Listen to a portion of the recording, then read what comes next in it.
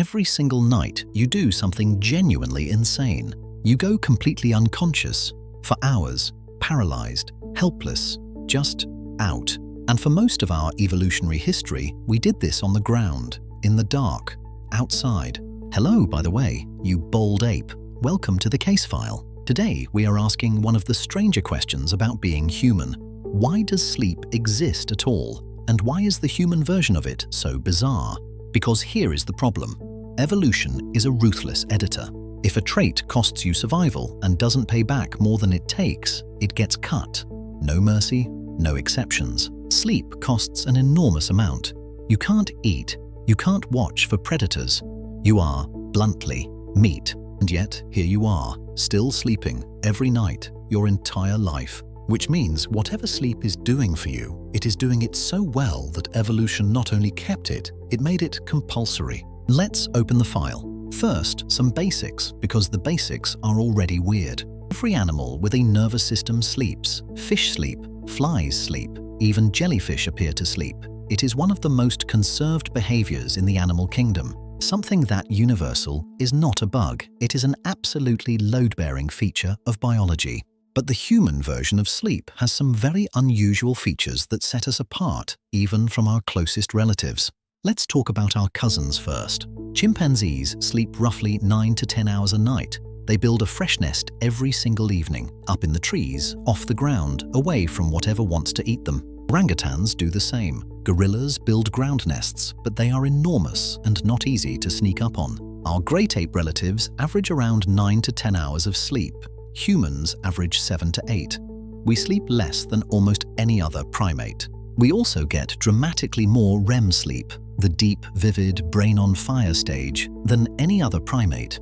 A chimp gets about 3% of its sleep as REM. You get around 20 to 25%. That is a radical difference, and it almost certainly has something to do with this. The human brain is absurdly large for our body size. 3 times bigger than it should be, pound for pound, compared to other mammals. That brain costs roughly 20% of your entire caloric budget just to run, all day, all night. It never really stops. Running a brain that expensive requires serious maintenance, and sleep, it turns out, is the maintenance window. Now, here is where it gets genuinely interesting. The story of why human sleep changed starts not in a lab, but on the ground. About 2 million years ago, something changed for our ancestors. They came down from the trees. We do not know exactly why. Climate change, changes in forest cover, competition for arboreal space. The evidence points to all three. But coming down from the trees meant sleeping on the ground. And sleeping on the ground is terrifying. So our ancestors needed to evolve a way to get the benefits of sleep in less time, at higher quality, with fewer hours of helpless exposure. The hypothesis, developed by anthropologist David Sampson and his colleagues, is that we evolved shorter, more efficient, denser sleep, specifically richer in REM, to compensate. We also almost certainly slept in groups. Fire helped, social vigilance helped. Someone was always lighter, always half awake. But the big shift, the thing that changed what sleep actually does, was what happened inside the brain during all that extra REM. So, what is REM sleep and what is it actually doing? REM stands for rapid eye movement. Your eyes actually move under your eyelids during this stage, darting around as if watching something. Meanwhile, your body is essentially paralyzed. The brainstem actively suppresses your muscles so you can't act out your dreams. At the same time, your brain is more electrically active than when you are awake. You are not resting. You are working. What is the brain doing? It is consolidating memory. It is taking everything you experienced during the day and deciding what to keep. Think of your waking brain as a desk covered in notes. REM sleep is when someone files them, bins the junk, and preps the desk for tomorrow. The research on this is now extraordinarily robust. Deprive people of REM and their ability to learn new skills collapses, their emotional regulation falls apart, their reaction time tanks. Matthew Walker's lab at Berkeley showed that one night of REM deprivation impairs emotional memory consolidation by up to 40%. 40%, one night. But REM is doing something even more interesting than memory filing. It is doing emotional surgery. During REM, noradrenaline, the brain's stress and threat signal, goes almost completely silent. shuts off. This is the only time in your entire 24-hour cycle that the brain runs with almost no stress chemistry. It is a unique chemical window, and in that window, the brain replays emotional memories but strips the emotional charge off them. It keeps the content but defangs the sting. Walker describes it as overnight therapy. You come out the other side with the experience, but without the raw wound of it. This is almost certainly one reason why PTSD patients who are chronically REM-deprived cannot process trauma. The window never opens, the wound never closes. So, sleep is not just rest, it is emotional regulation, it is memory consolidation, it is literally mental health maintenance. Now, the dreams. We have to talk about the dreams. Dreams have baffled humans since we were capable of being baffled. Every culture on Earth has a theory about what they mean. The scientific consensus today is not that dreams are prophecy or messages from beyond. It is simultaneously more mundane and more interesting than that. Dreams appear to be the brain's simulation engine running offline. Practice scenarios, threat rehearsals, social modeling. The threat simulation theory, developed by Finnish neuroscientist Antti Revonsuo, proposes that REM dreaming evolved to rehearse threatening situations in a safe virtual space. You dream about being chased, about falling, about social humiliation, all the big ancestral fears, running through the rehearsal engine night after night. The brain cannot tell the difference between a simulated threat and a real one at the neural level. So the rehearsal has real neurological value. Not every researcher agrees this is the primary function. Some argue it is a byproduct of memory consolidation, but it doesn't have to be either or. Evolution is not tidy. A feature can do multiple things at once. Your nose breathes and smells. Dreams may consolidate and rehearse. Nature loves a bargain. Now, the glymphatic system. This one is relatively new science, and it is extraordinary. Your brain has its own dedicated waste clearance system. It runs through channels alongside blood vessels, flushing out metabolic garbage, cellular debris, broken proteins. It is essentially a plumbing system for your brain, a sewage network. Discovered by Mike and Nedergaard's lab at the University of Rochester in 2013. During sleep, this system goes into overdrive. Brain cells actually shrink during sleep by up to 60% to open up more space in those channels so the waste can be flushed out faster. Among the things being cleared, beta amyloid, the protein that accumulates in Alzheimer's disease. Miss a night of sleep and amyloid levels in your brain go up measurably every night, compounding.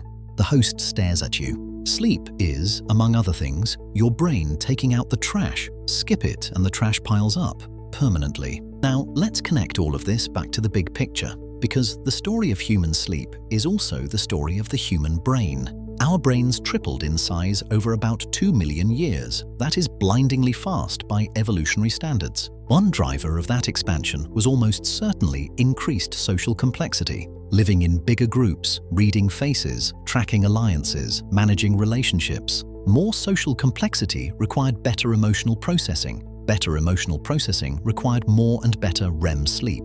More REM required more time in a specific consolidated sleep block because REM concentrates in the latter half of the sleep cycle. This is why the last 2 hours of sleep are not optional extras. They are the most cognitively valuable. Cutting them is not sleeping less, it is sleeping badly. This also answers something many people find confusing: why you can sleep 9 hours and still feel terrible if the sleep was fragmented. Fragmentation destroys the architecture. The deep stages never get time to complete their work. 9 hours of broken sleep is worse than 7 hours of solid sleep. Our ancestors, sleeping in groups around fire, almost certainly had better sleep architecture than many of us do now. Their sleep was short, but structurally intact. Which brings us to the part that should make you mildly furious at modernity. Modern humans are almost certainly the worst sleeping humans in history. We have artificial light, which suppresses melatonin. We have screens at eye level 2 hours before bed. We have alarm clocks that cut sleep regardless of stage. We have caffeine, which does not give you energy. It just blocks the adenosine receptors that tell your brain it is tired and lets the pressure build until the caffeine clears. And we have the modern economy, which has decided that needing sleep is a character flaw. "I'll sleep when I'm dead" is not the flex it sounds like. The science says you will arrive at dead considerably faster. Chronic short sleep, under 6 hours a night, is associated with significantly elevated risk of cardiovascular disease, type 2 diabetes, obesity and depression, and immune function.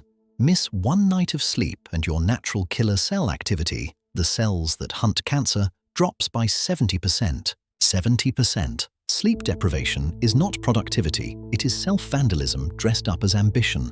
Now, here is the part that always surprises people. There is an interesting wrinkle in the human sleep story.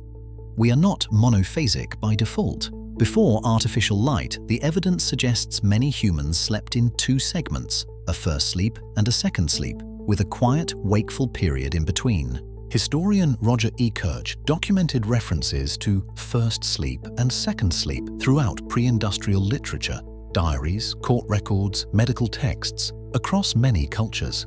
The middle waking period was used for prayer, conversation, sex, creative thinking. It was not insomnia. It was just Tuesday. Artificial light erased this pattern within a generation and left millions of people thinking they were broken when they woke at 2 in the morning feeling alert. They were not broken. They were just operating on older firmware. And that is the deeper point, really. Every sleep quirk you have, the racing mind at midnight, the 2 a.m. alert window, the desperate need for that last hour, all of it is ancient. Your sleep is not failing you. Your sleep is a 2-million-year-old system being asked to run on a planet it was never designed for. The evolutionary mismatch between the environment sleep evolved in and the environment you are actually trying to sleep in is enormous, and it is getting worse. So what do you actually do with this? A few things the evidence supports. Darkness, actual darkness. Your brain reads light as sun is up, suppress melatonin. It cannot distinguish a phone from a savanna at noon. Temperature. Your core body temperature needs to drop about 1 degree Celsius to initiate sleep. A cooler room is not a preference, it is a biological requirement. Consistency. Your circadian rhythm is a biological clock. Every morning you reset it with light and time.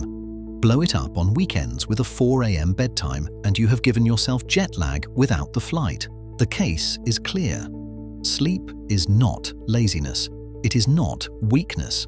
It is the most expensive and most necessary investment your brain makes every single cycle of the earth. We are the only animal that deliberately deprives itself of sleep. Every other animal on earth, when it is tired, sleeps. We overrode the compulsion with ambition, with entertainment, with anxiety, and with the blue light of 1,000 glowing rectangles. And the brain, your ancient, expensive, remarkable brain, is paying the bill. So, the file. Why is human sleep such a reckless evolutionary gamble? Because the brain it is maintaining is worth the risk. We sleep shorter and deeper than any other primate because we came down from the trees, consolidated our sleep, and packed it with more REM, more brain maintenance, than any other animal on the planet. And that REM sleep, that nightly neural maintenance window, is almost certainly one of the reasons we got smart enough to be having this conversation at all.